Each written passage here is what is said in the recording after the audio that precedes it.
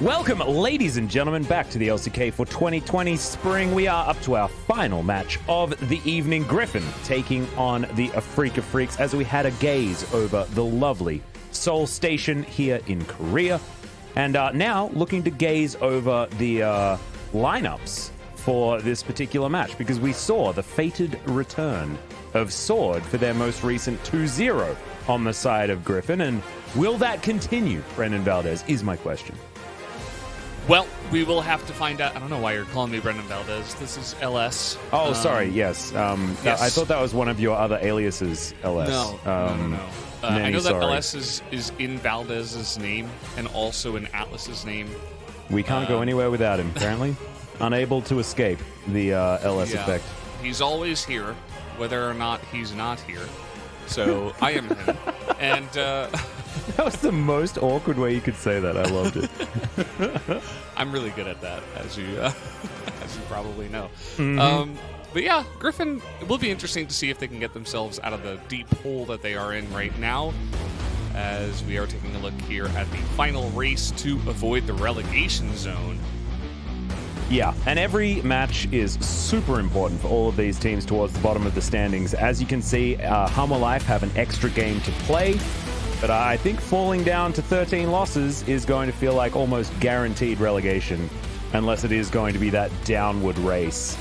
A lot of these teams still having to face off against Hanwha Life, so honestly, Hanwha Life could be the life insurance that some of these teams are looking for, to be perfectly honest. APK and Griffin certainly going to be looking towards them for their life vest out of here. And if Griffin are able to take down Afreeca here, then it's going to be this really crazy clincher finish for Hanwha Life, APK, Sandbox, and Griffin there towards the bottom of the standings. Because now that Sandbox have fallen to T1, they are even with APK as far as their losses are concerned. In fact, they are at a dead heat at 8th place.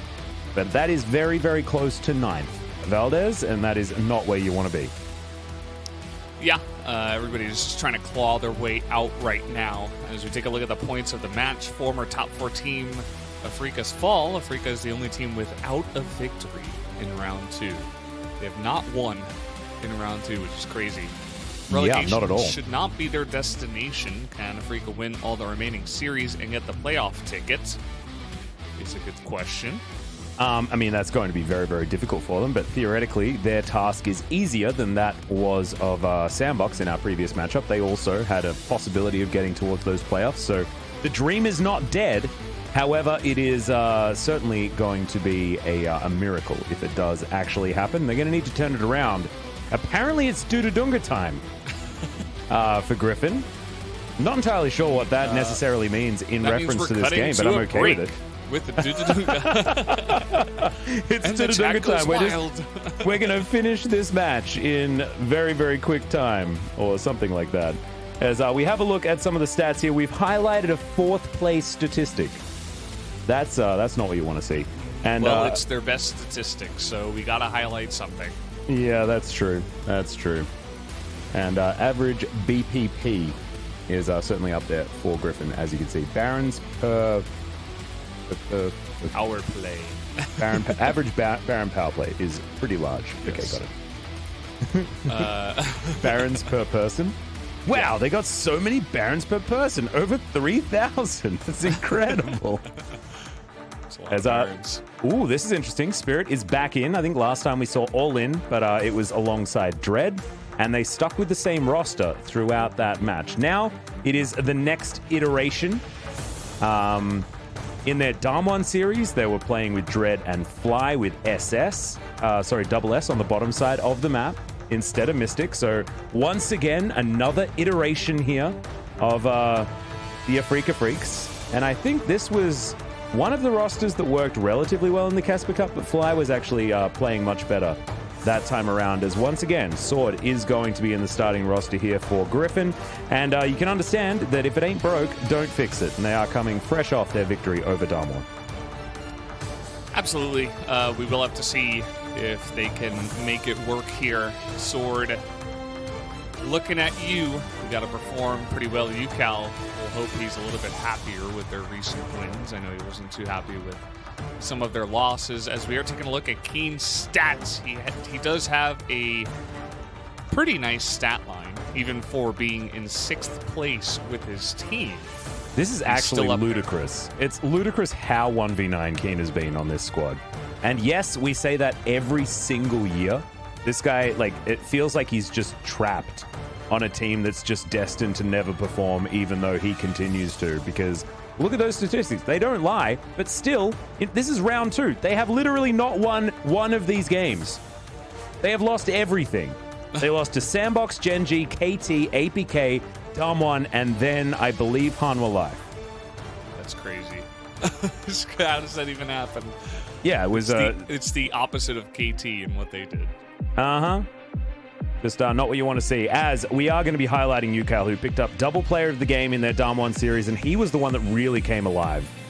He was fantastic, an absolute joy to watch.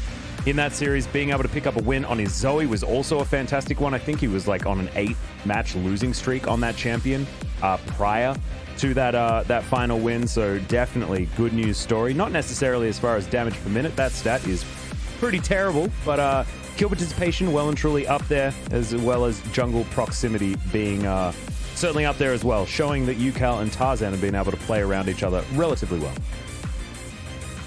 Yeah, for sure. And they really need to keep it going. They have the most losses out of any team down there at the bottom, so they really cannot afford to lose many more, if any more, and they have to win this one too, right? They need to win the matches that on paper they should theoretically be able to. And I know that sounds like the most obvious thing ever, but after this, they're going to be facing off against Hanwha Life, and theoretically, Griffin could actually get out of the clutches of relegation despite how woeful their season has been. You notice that Azir band started off. They do not want to allow UCal to play that champion. He's certainly been favoring it. Absolutely. A blue side Aphelios ban is very interesting here, as Griffin do take away the Taric to try and deny the Kalista Taric synergy. Of course, Keen is a pretty practiced Kalista player himself, so likely that Afreeca is still going to go for that one. As look at this! This is exactly what Dumb1 did not do. Just ban on. Make Sword play a different champion, and you'll see a very different player. And they have done their homework, and they are going to opt in for exactly that.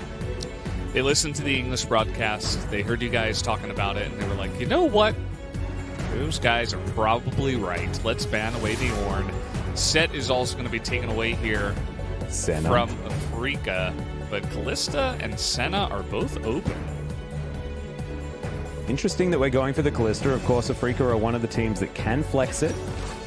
As Griffin now probably just going to lock away Senna Tarmkench. What do you reckon? Or Senna something. Irove does love the set. They banned it, though, on the red side. But it's not going to be Senna. It's going to be the LCK special of the Varus into the Kalista. This is what, you know, most of these teams have agreed upon as being the counter option. That alongside Misfortune, another one, but it feels like cream of the crop is definitely the Varus. Viper has also had some decent performances on the Varus in recent times as well. As now Afreeca have the option to pick something else away, likely to be a jungle and support, as I think that Jarb and Thresh would make the most sense at this point in time. What do you reckon? Ooh, not the Thresh. Well, yeah, I don't know. I thought the Thresh would be okay, but I suppose that they want to go a little bit differently here. Remember that Afreeca is also the team that had Spirit playing support AP Jarvan, although I don't think that is going to happen today. I think the most likely support will be the Rumble. Yeah, no, you're exactly right. You're exactly right. But Rumble support can still happen. And it means that he can, like, you know, Rumble not with the most disengage options in his kit, does go a little bit faster with the Scrap Shield, but with the Fate's Call, will be able to play relatively aggressively on the bottom side. Might be able to get themselves a bit of priority in that lane. Wouldn't mind Rumble support here, as Aatrox is going to be a band away from Keen.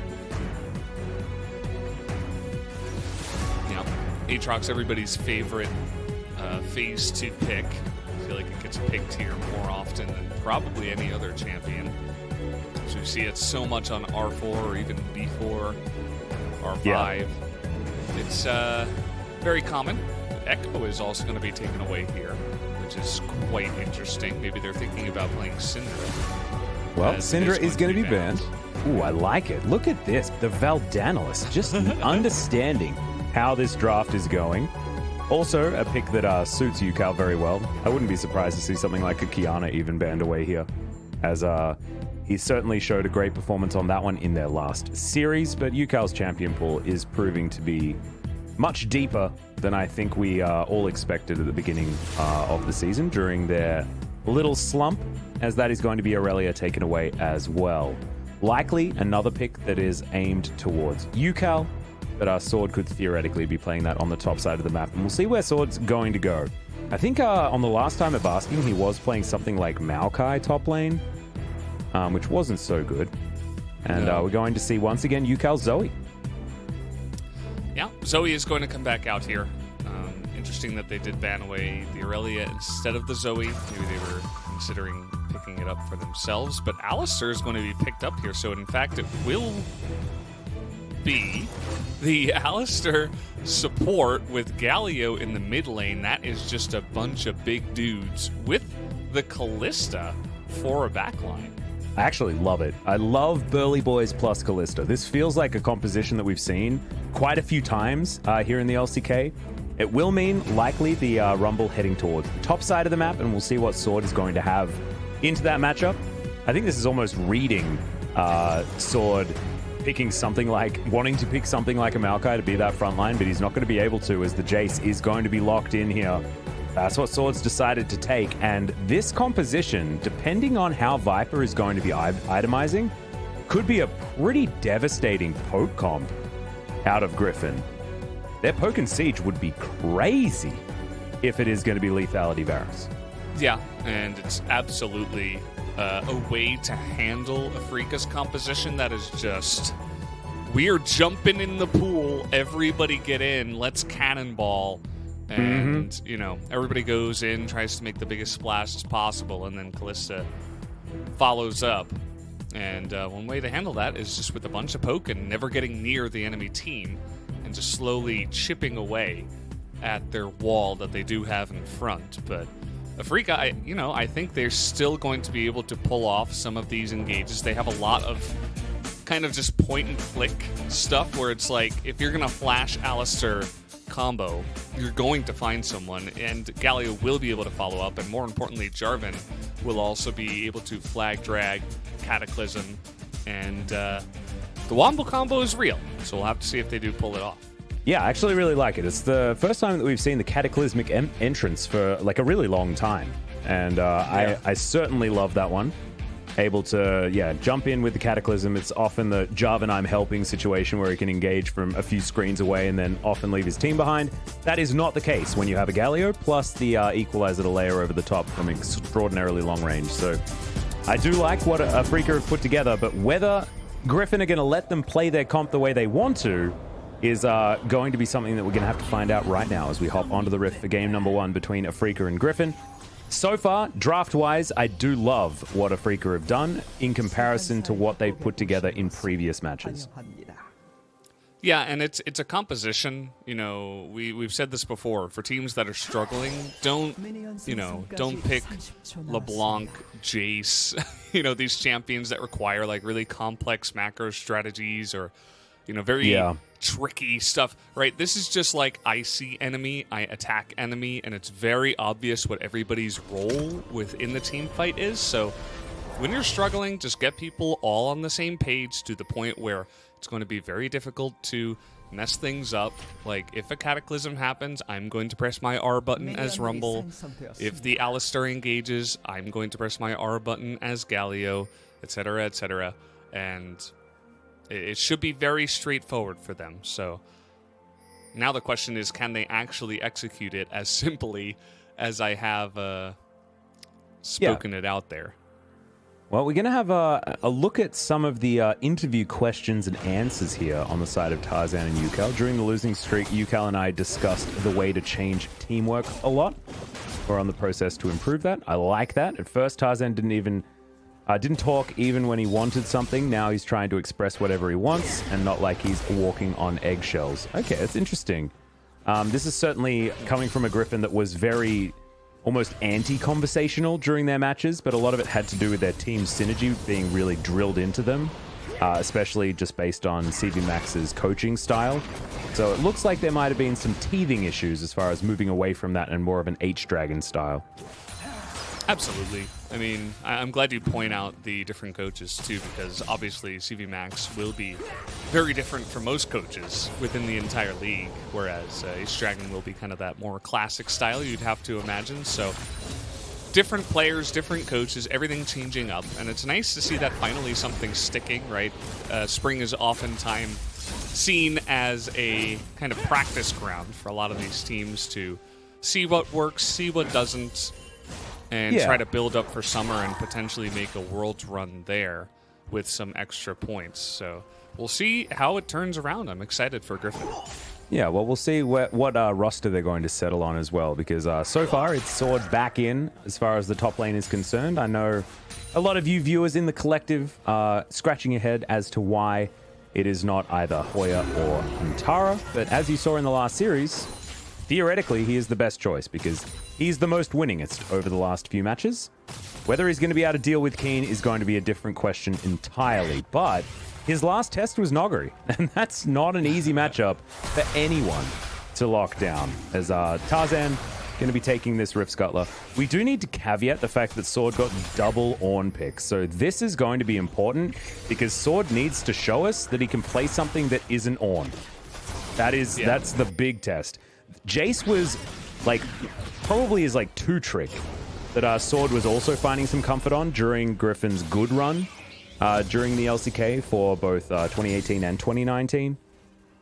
He certainly was able to find some wins on the Jace. Of course, Jace was a little bit overpowered back then, but we'll see whether Sword is going to once again have one of those good showings. As we can see here in the laning phase thus far, things going absolutely fine for the Jace, but also same can be said for the Rumble.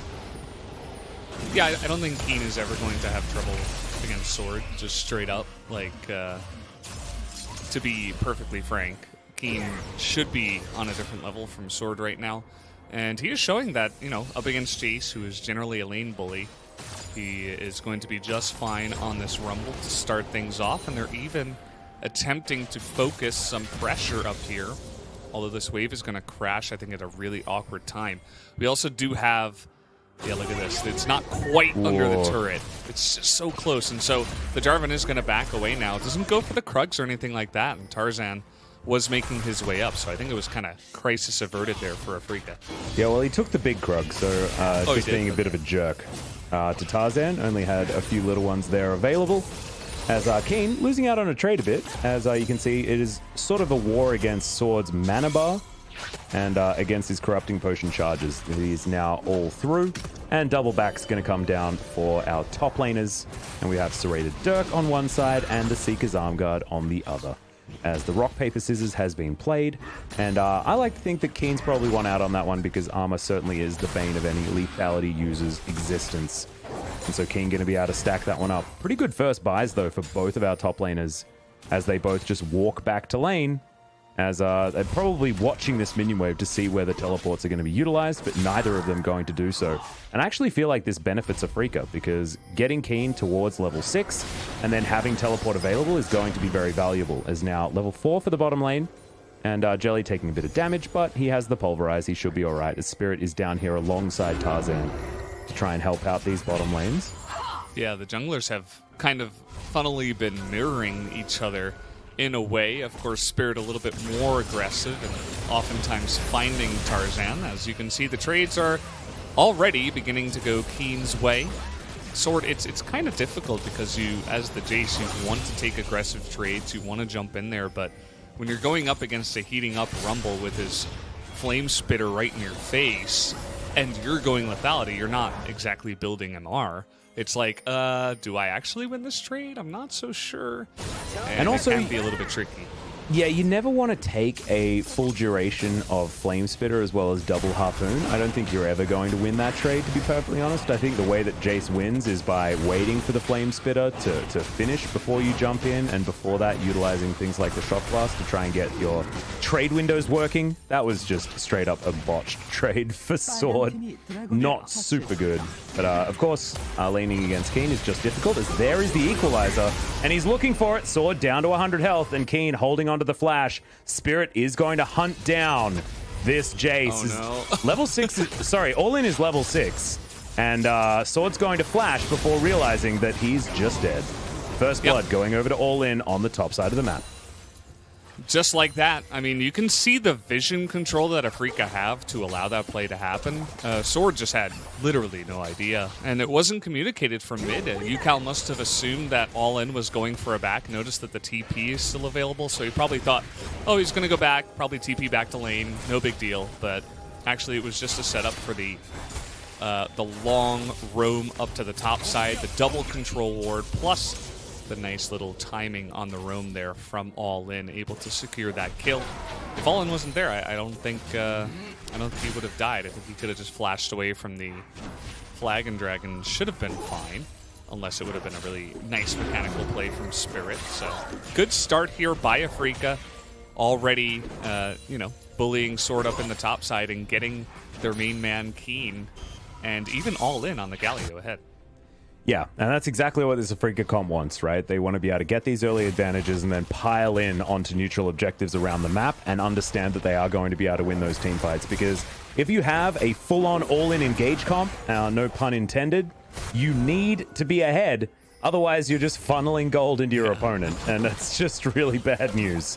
So being able to play aggressively as the correct choice in the game is absolutely what they want. As Viper has switched towards the top side, Iroh going to be here as well, as Keen's Scrap Shield will allow him to get out of the way. He does have Equalizer as well, so he can eat through this minion wave and does so right here. I think that's a really good choice to make sure that the tempo advantage isn't going to be too high here for Griffin, as Tarzan is going to move on in and is going to start off this Rift Herald, as Mystic and Jelly are going in for the trade.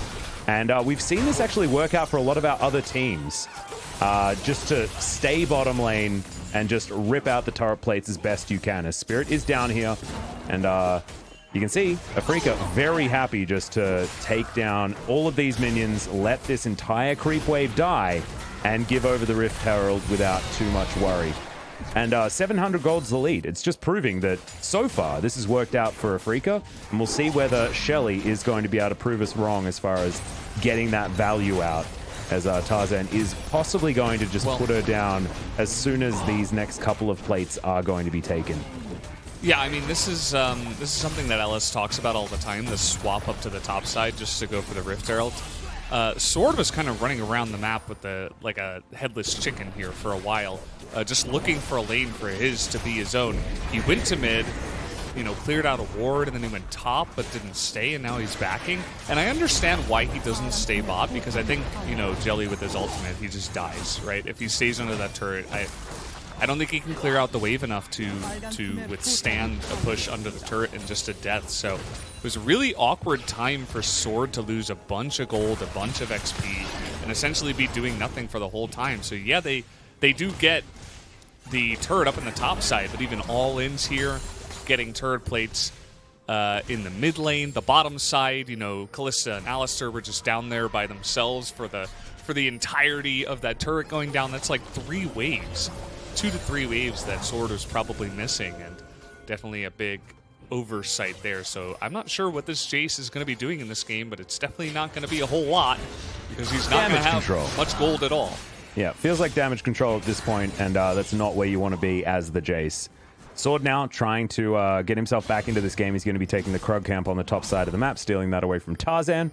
That's going to feel bad as the jungler, but it is going to be very important to have this Jace at a decent clip as we head towards the mid game, which we are getting towards rather quickly. You can see Keen, he's now building towards his Liandry's, as you would expect, as that Haunting guy's already built up, as our Sword now heading towards what looks to be his first lethality item, and maybe even a Hex Drinker or something like that. I could imagine Edge of Night would be an okay choice, but it's not necessarily the laning matchup consideration. I think that something like a Hex Drinker would actually be a great choice, but does want to be building towards these lethality items, and that is going to send him back just a little bit if he is going to be building that more of Malmortius at some point in time. There's Mystic here just in the mid lane, clearing out minion waves. He's evened up the CS. It was actually a big lead for Viper earlier on, but now that is completely insignificant and or naught. And Viper spot on that ward before that minion wave turned up, and Afreeca are just going to take down this Ocean Drake as the first dragon of the game, and they definitely should be able to, right? Like, they are in their power spikes right now with Keen at level 10, approaching that level 11 mark, and All In can always be exactly where they want, as the Soul will be the Infernal this game, which is going to be very, very powerful for either team. As Mystic gets chunked. It's actually really cool because Infernal Soul is brilliant for all-in compositions and poke compositions, almost especially, right? Because the all-in team wants to burst someone down. You're not going to be utilizing something like an Ocean Drake as well as some other compositions that might have more tanks sort of thing. Yeah. Certainly works out very well. It's Infernal versus Mountain, and the Mountain I feel like would have been pretty helpful for the side of Griffin to try to, stave off the all-in engage, but at the same time, I think you're right. I think the Infernal was probably the best for both at this point, but I'm not sure. From behind, maybe if Griffin could have somehow pulled together, one or two Mountain Drakes and gotten some resistances, maybe they could have survived a bit better, but at this point it will be the Infernal Drake as the big timing comes in. That's the headbutt pulverized as UCal nowhere to go. He's going to burn down as Mystic's going to pick up that kill. Now they're going to take all these turret plates. Jelly, with his unbreakable will, is going to demonstrate that it is exactly that, as these turret plates do start falling down. We've got 30 seconds left on them, and you can see there was one taken topside. There have been three taken in the mid lane, all of them taken bot lane. And Griffin, yes, they managed to get Shelly, but they only took the top outer turret down. No extra damage on the inner turret either. And Afreeca certainly making the best of that particular macro choice to just leave their bottom lane bot side. That's going to equate to a 1,200 gold advantage as we have a look at this engagement once again. Yeah, it's literally just see enemy hero, flash ult, flash combo enemy healer, and they know they're going to have follow-ups. This is exactly what I said at the beginning of the game. This composition is just like, you press your buttons, and then your teammate is going to press his buttons. And if we're ahead, it's going to work out really well. And that's exactly what they did. It was a very clean engage from Jelly, definitely not taking anything away from that, but this simple, straightforward composition that they have is definitely working out, and I think it's really the right choice for Afreeca on their losing streak currently to look a little bit cleaner here up against Griffin in Game 1. They have the Jarvan coming in from behind. That was really good positioning by Spirit as well, just to clean up the kill onto you, Cal. Can be somewhat difficult to collapse onto a Zoe, but because Jelly was so fast with his engage, Yukal wasn't able to ult away or anything like that. So that's really what got that kill secured, and really was just the one kill for now. The turret is still alive, as you guys can see, but if they pick up Shirley with their nice advantage that they have picked up here in the early to mid game Afreeca, then they can probably push into that mid tier 1 and then move over to the Infernals and start stacking those up. Yeah, and looks like Shirley is going to be on their minds, and at pretty good timing as well, considering, like you say, the Infernal Drake spawning in a minute and a half's time. So they should be able to get Shirley and then move immediately down there and continue fighting around these objectives like they want to do in this stage of the game. The way that you get a composition to move towards you is to be somewhere in order to take something that your opponent wants, and that's certainly a way to make sure that you can get those team fights that Afreeca are certainly going to be looking for. Any sort of phalanx set up by Griffin in a siege scenario or anything like that, that is something that Afreeca are going to struggle to deal with, right?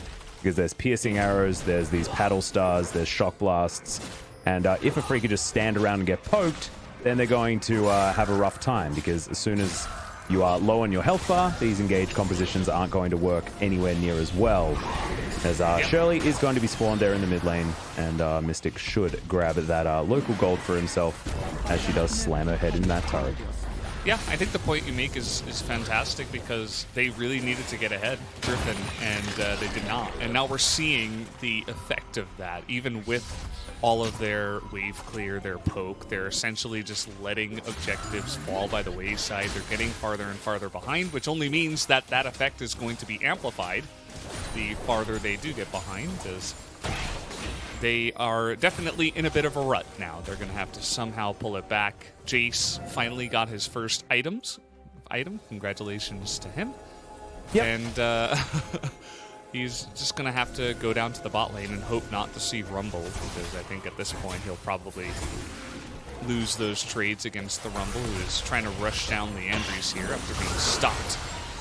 Ooh, Trouble Bubble going to land onto Spirit. Fair bit of damage, but does have the smite onto the big Raptor. To, great timing, though. Yeah, to keep his health up. But like you were saying, or as I just mentioned, the smite now on cooldown, and that's going to mean that Griffin should be able to take down this Infernal Drake. But can Afreeca actually move in and start the team fight that they're looking for? Not. If the Trouble Bubble is going to land on Keen, who takes so much of his health bar. Sword diving into the backline, but Spirit goes golden and flashes away. Preyseeker doesn't find him as the heroic entrance isn't in the right position. Sword just going to go down to Mystic, though, and it is going to be that 4 versus 4.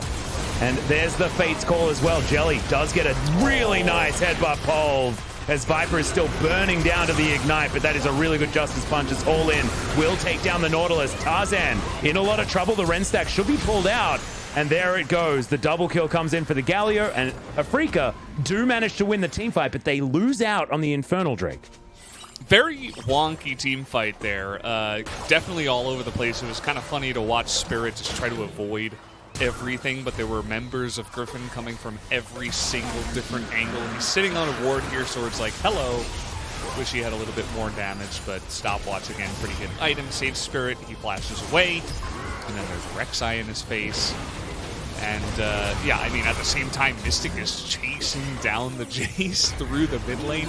Very all over the place, and it kind of happened this way because of that initial pick onto the Jarvan that forced him to use his smite just to stay alive. So Afreeca were thinking, how hard do we want to actually engage onto this when we have no potential of getting the Drake? And they were a little bit late to the party because the damage was so great from the side of Griffin. So Griffin able to get a nice little objective here in that Infernal Drake, and you've got to know that their pokes are going to begin to start actually doing some damage here as they hit 2 items and start to stack these Infernal Drakes. Yeah, as UCal does need to land these Paddle Stars in order for that to be the truth. As we can see, there are the 2 items that Mystic really wants already in his back pocket. He's 2-0-2 now. 3-0-1 for the Galio. All-In's having a great game as he picks up his Zhonya's after his Proto Belt. Active items aplenty here for the Galio, and should be able to drop there into these fights relatively effectively as Viper clears out this minion wave in the mid lane.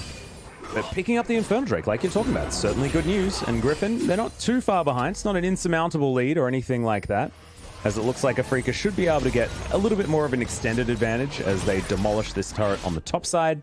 And Griffin a little bit slow on the rotation in order to stop that one, as the Baron does spawn here at 20 minutes into the game. So well and truly in the mid game here, and that's where Griffin did want to start poking things out, or maybe even playing some sort of 4-1 style of composition with Sword here on the Lethality Jace, who's going to be able to knock down these turrets very effectively. He's on the bottom side now, answering what is a turret taken top side, and UCal's going to pick up that minion wave as All-In's not able to get here in time to take down Sword. So, even trade as far as the structures, and that's going to mean the gold still remains at about 2.3 thousand, as it was after that last team fight.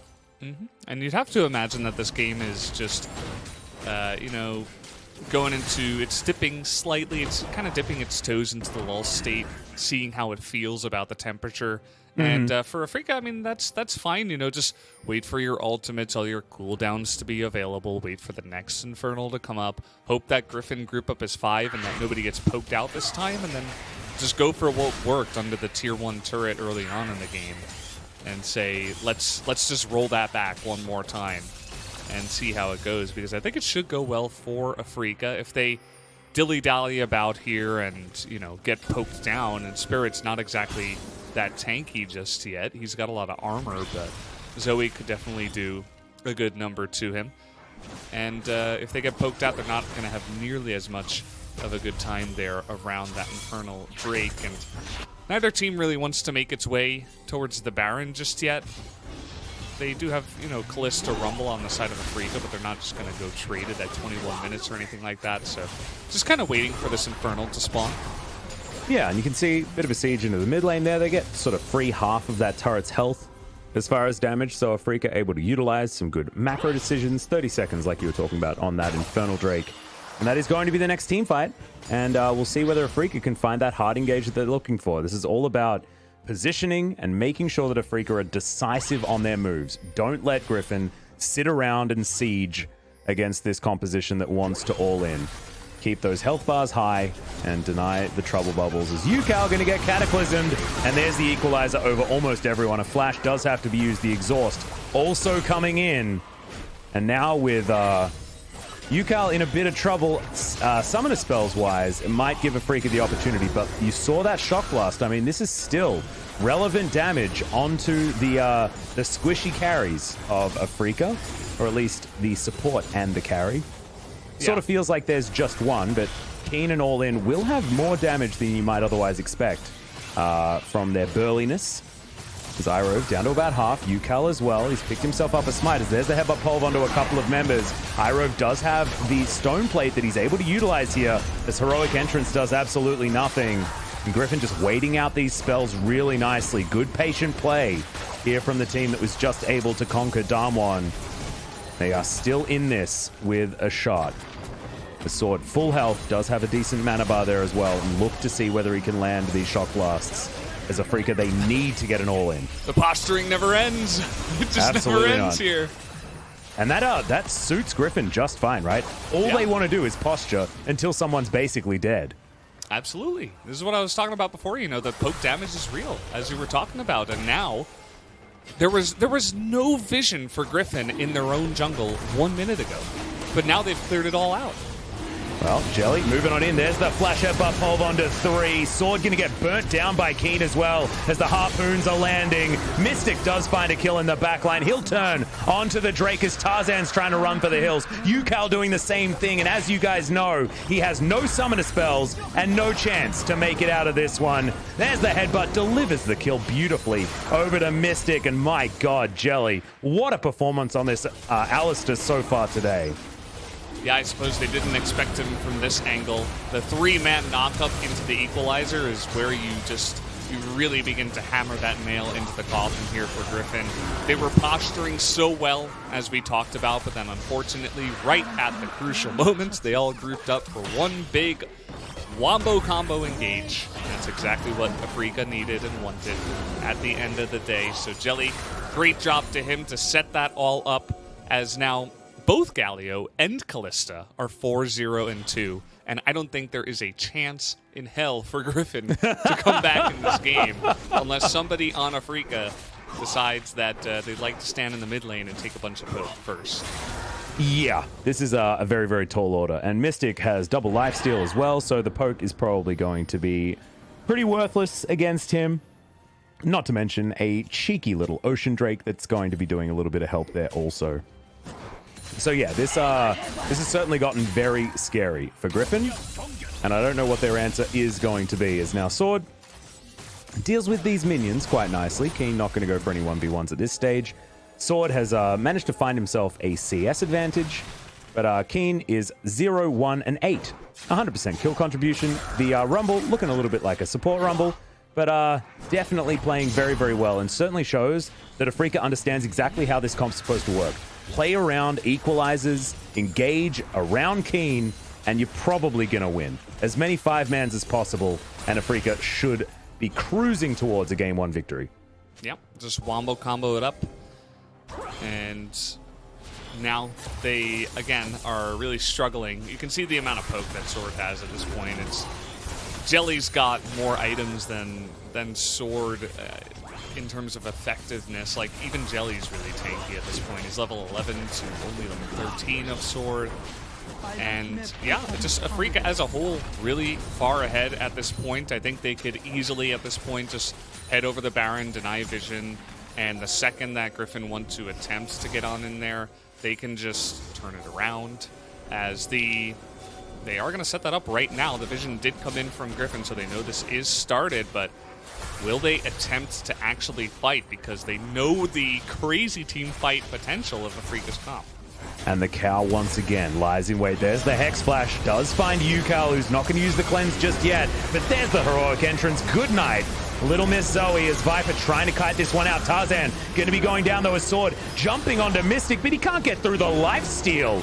As now Viper going to get cataclysmed. The winds of war will rage in the pit and will take him down as Irove just... I don't know, man. I don't know what Big Daddy's going to do as the Baron is going to be taken down. Yeah, Big Daddy Nautilus lost all of his children here on the lineup. So yeah. sad. And the little Jelly, sister's not once here again, at this point. Yeah, the more we see Hex Flash used, by the way, I know this isn't really a new thing, but the more it's just like such a game changer, especially when you're far ahead. It makes it look even better because the enemy team has no vision. So Jelly could have come from, you know, over the Krug wall, he could have come from over the Baron wall, he could have come from over this wall. It's like you're just never really going to have enough vision to cover all of your angles, but the one that Jelly chose was absolutely perfect. And this is the combo I was talking about. Alistar goes in, the Equalizer comes down, and Galio follows up. And just that amount of burst damage onto a flashless Zoe this far behind is, of course, a little bit too much. As now the Baron is in, and Afreeca can essentially do whatever they want in this game. Yeah, Jelly has now assumed Electrebellion's position in MI6. Wait, what? 008. I believe it was, or was he 009? No, I think it was 008. I think Trevelyan was 008. Of course, Sean Bean in the movie with Pierce Brosnan. One of my personal favorites. Really enjoyed that as far as the Pierce Brosnan movies. They got a bit crap after that, to be perfectly honest. But that one was a good one. Certainly a fantastic video game, as some of you guys would know. Don't know whether Nintendo 64 is necessarily something that a lot of our viewers have experienced. As we have a look at the goal difference, and you can see the little chunks. iPad? I think it might be available on iPad. You can emulate it if you'd like to. I meant the N64. Like, what is that? I've never heard of it.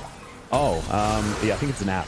Yeah. Yeah. Right? Yeah. It's an app, or like one of those sort of like the Play Store or the iStore, Apple Store. That's the one.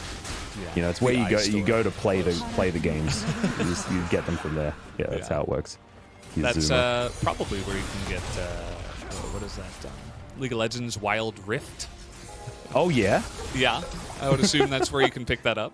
And I'm pretty sure TFT Mobile is also over there. Absolutely. Almost definitely available in the App Store. As we do have a soul point. Let's get back on track a little bit here because this is a very intense and close match. Yes, lots of action. Yeah. I mean, there is a fair bit of action, but I mean, most of it is just in favor of Afreeca as they're cruising towards the enemy nexus for what feels like an inevitable victory. And Griffin, the thing is, like, they don't have very much to get back into a game, right? A poke composition like this, poke and siege comps, are very much finesse-based, and you have to really outplay your opponent if they are ahead of you in almost any way. As you can see, Jelly in position. There's another flash headbutt pole, but this time Viper is able to flash out of the way. Fate's Call used at exactly the right time to make sure that the cow does not go off to pasture just yet. And they do eradicate the rift of the first inhibitor turret of the game, and they will be able to make their way out. I love this. I mean, Callista Alistar was so popular, like around 2015, for exactly that reason. These engages just feel so easy to pull off, and even if they don't work, you just have Fate's Call, and out goes the Alistar, and no harm, no foul. Yeah. Or he goes in and then he goes in again. You know, it's like there's so many different ways you can use it as a nice little trade up in the top side. Keen taking a little bit more damage than perhaps he expected. That's the third Dirk available in Sword's inventory. And Alistar didn't even have to blow his own ult. He's like, no, you know, I got Fate's Call behind me, so no real reason to use that. I'll just save that for the next fight if it does come down. As now they're just barreling down mid lane. Yeah, they haven't even taken the top inhibitor yet, but still not seeming too worried about it because they know if they get through this mid inhibitor turret, they should be able to move up towards topside relatively easily as Trouble Bubble will land, but Unbreakable Will is going to be available as there's the heroic entrance. The dive on top of Viper and he's dead. There is nothing that he can do about it. Tarzan is so squishy as well as Mystic does get the Martial pose in, but Yukao cannot find any of the Afreeca members. Trouble Bubble also searching for something as Sword, thinking about throwing his life away into All-In, but not going to, decides against it in the end as this inhibitor turret is at least still standing for Griffin. Yeah, but feels like Yukao is really the only one in this lineup who is actually trying to flex or do anything much at this point in time. Obviously, it's incredibly difficult when they're very far behind, and Zoe is one of those champions who can do it, but he just looked angry as he flashed in there trying to get that extra bit of damage, also igniting Mystic, I believe, on the backside of that combo. So we have minions here that I think are going to take out this turret. That's a little bit awkward. Going to take it out really with awkward. nobody around. Just take it away there from Griffin. Feeling like a 6v5. Minions have certainly been pulling their weight here for Afreeca by the looks of things. But that is slightly awkward. Void Staff done here for Keen. Still 100% kill contribution for him. We've got full bounties on the Galio and the Callista. And Afreeca still cruising here in this game. Infernal Soul going to be locked down. I think it's going to be the textbook play here out of Afreeca, making sure that they are dotting their T's and crossing their I's, as it were. Atlas, why do we have double Morellonomicon in the mid lane? What? Double Morellonomicon. Galio and Zoe, they both have one. It's just a great item. Oh. Is it? Yeah, it's really, really good item. Oh, okay. Right. Once again, we have discovered that it's not LS that's with us here today. That was yet another test. Yeah, no, it does basically nothing. Triumphant Roar out of Jelly. There we go, Yukao. That's why he's picked that one up. Also, if Tarzan tries to burrow away from stuff while Rek'Sai is underground, she will not have as much of that regen for a few seconds. Okay? There we go. The lifesteal out of Mystic, perhaps? Yukao's counterfeit heal that he's picked up. Am I right? All right. Yeah, maybe the one Ocean Drake. Yeah, there we go. As now Jelly has been caught out of position. Mystic needs to run over here. There's the heroic entrance. Somehow the cow still lives, and he's going to live for long enough for the rest of the team to turn up. Really good counter engage there coming in from Spirit, and both of the tanky boys are dead on the side of Griffin. That will mean that at least Infernal Soul will be going over to Afreeca, because Tarzan and Iroh are all Griffin has for any semblance of a front line. Yep, no smite, and they're going up against a Mystic with full build here at 34 minutes. This is kind of a questionable teleport. It's an odd one. It's buying space, because now, of course, he does have the Infernal Soul. Does get himself in there, but 1,000 gold going over to the Zoe is exactly what Afreeca does not want at this point in time. They're going to get at least under that 10,000 gold gap threshold. But as you can see, Mystic still, he's got 6 items now. He is a very, very happy Callista, as Jelly was just caught trying to get into a flanking position, but it seemed to not really matter as the weight of the wallets bore down upon Griffin. Some pretty heavy wallets right now. It's about 10,000 gold, I think the lead was at this point, and it's not only that, it's the double Infernal Drake, which is also adding to their damage. And even though it looked a little bit inty from the side of Jelly, he was still able to survive for an incredibly long time because he is the Alistar. That's why Alistar can take some pretty ridiculous angles to get in there, because even if he gets caught out, it's like, well, you know, he can Unbreakable Will, he'll have Fate's Call eventually, and even if he does die, like, he will pull off his job anyway. He'll have so many people attacking him that they'll all group up for our team fight, our wombo combo. So it's exactly what happened there. Mystic had all the room in the world.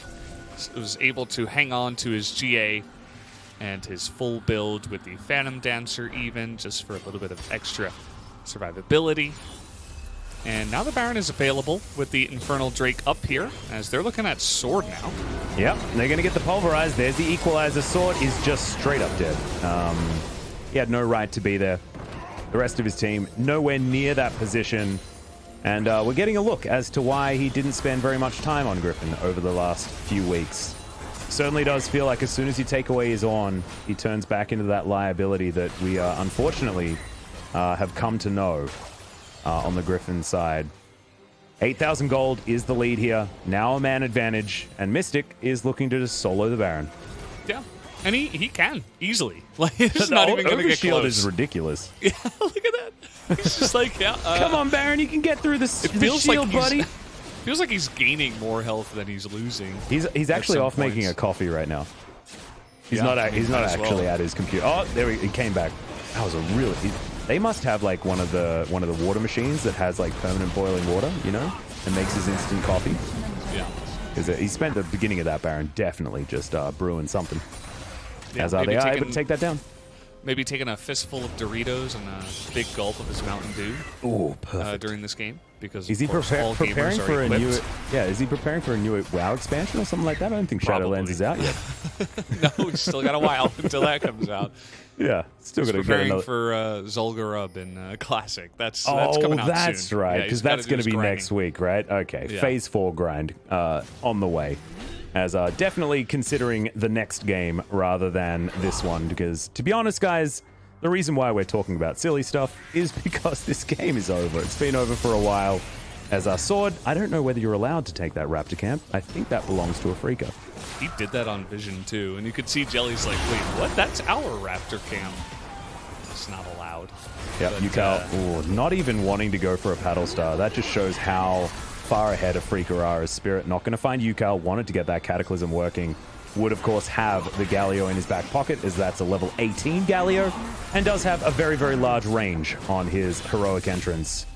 As they make a beeline towards this top side, Spirit, wanted to get that Cataclysm onto Sword, not going to be able to, as there's an Equalizer, just thrown into the mid lane. Viper might just die, as there's Righteous Glory out from Jelly. He's looking menacing on this cow, even though he does have the Moo Cow Alistair skin, which is absolutely adorable. Not exactly the most menacing, but having 0 inhibitors, you can feel the menace here if you are a Griffin fan, as there are so many siege minions now moving towards Nexus turrets, and with this Baron empowerment, they are going to make short work of it, as Mystic now diving on in alongside Spirit. There's a heroic entrance as Sword trying to be a frontline, but that is not his job in this composition. Double Pulverize once again as the Equalizer's back off cooldown somehow, and now Keen's just going to light them up.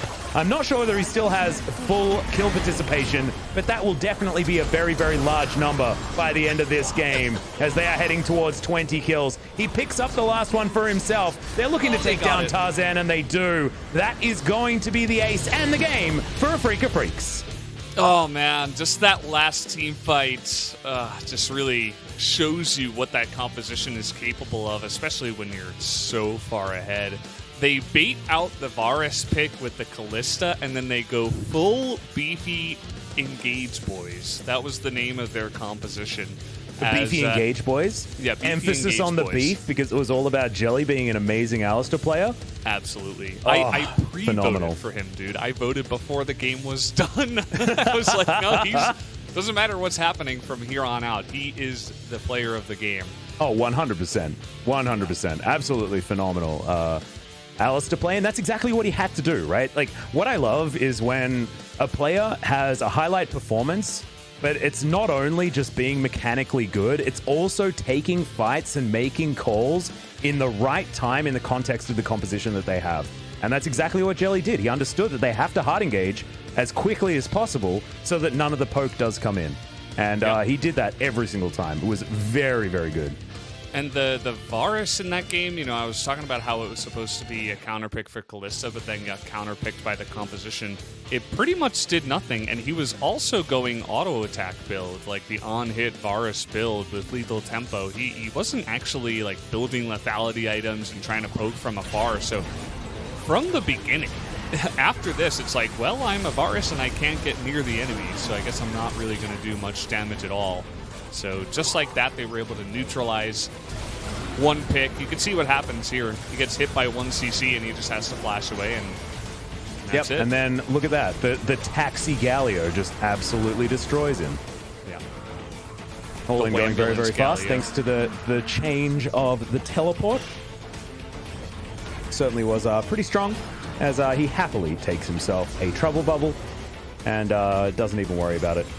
And I just love how easy this player of the game vote is, by the way. Literally every single highlight is Jelly starting a fight that Afreeca win. Like, every single one of them. He's pretty good on that champion. I feel like Afreeca should play some more of these compositions. They looked pretty clean. It's hard to mess this one up. He really did. Really, really did. And unfortunately, I mean, Yukal actually had a pretty decent game. Of course, formerly an Afreeca player. Just after, for a year after he was on KT. Did have a stint on Afreeca, but unable to take down his former teammates this time around. Or at least former team, 2 teammates, I think Jelly and Keen, remain. Yeah. And I guess, yeah, and Spirit. Otherwise, a lot of players vacating their Afreeca wares, but this was, yeah, just pretty comfortable as far as the victory was concerned. And it's yet again like the same issues with Griffin. It feels like they can play any Ornn composition really well by just conceding objectives for the entire game and then team fighting better than their opponents. But if they don't have access to that late game guarantee, they can't get anything done. As that is 30k damage done by a Rumble that I believe didn't have a kill until about 30 minutes into the game. Yeah, his lane was relatively, there wasn't really much action there. There was that one play where they killed Sword, but he wasn't really part of it because it was a dive. Like, he set it up, of course, to get Sword low and make the kill happen. But other than that, he was just avoided the entire time by Griffin. And then every single team fight, he got the perfect equalizer just because of the setup from his teammates. So really nice to see that composition working the way it should. Yeah. And we'll have to see who does pick up that player of the game. Yep, it should be Jelly, guys. I'm hoping it's 9 out of 9, but we do have a small break, and we'll see you back for game number 2.